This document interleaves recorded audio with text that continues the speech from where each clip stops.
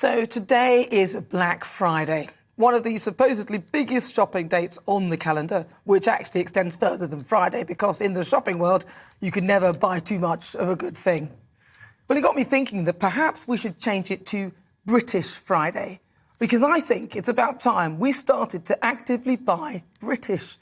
Remember the early Black Friday sales? Loads of crazy people going mad in stores, people treading over each other, trying to get the best deals, no care where the products came from, just mad staring eyes, synonymous with some psycho movie, people prepared to do whatever it took to get the lowest price for their goods. Remember that? It's a tad more civil these days because they've stretched it out. But no one nowadays takes even a passing glance at where the products come from. No one cares.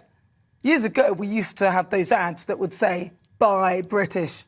Now, though, there's probably a woke brigade who would brandish you a racist for even daring to utter that term. Although the mob are conflicted because buying locally means you are helping the environment, so they'll probably let this one go. Look at the original British Steel set up in 1967, which was created from the British Steel Corporation. Successive governments nationalised it, then privatised it. Lack of government investment and cheaper products elsewhere saw it collapse in 1999. When I was young, British Steel was a global beacon, acknowledged and appreciated.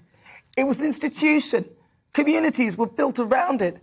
But then cheaper options from abroad came along and these communities were decimated. The British shipbuilding industry was the envy of the world. Where is it now? I can list a load of companies that in the end successive governments failed to support, and we as a nation bought into the mantra of cheap goods from abroad. The start of the pandemic, and the government couldn't get hold of any PPE because it was all coming from China, the place where, to our knowledge, COVID began. Turns out that a load of contracts appear to have been handed out to people who knew nothing about PPE, but knew the people in government. There was an opportunity there to support British industry, but we missed it. And we still couldn't resist temptation of buying from abroad. There was the Turkish consignment of PPE that we held out for, which proved to be substandard. We were ill-prepared. Why didn't we have the supplies in this country? Well, one reason: we could buy it from abroad more cheaply. In all these cases, the real cost was higher.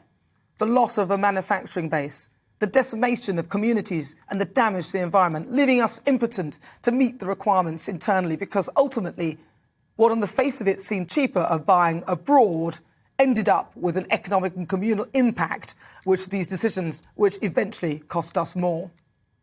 So isn't it about time the government made a conscious effort to promote buying British, and we, the great British public, actively supported it?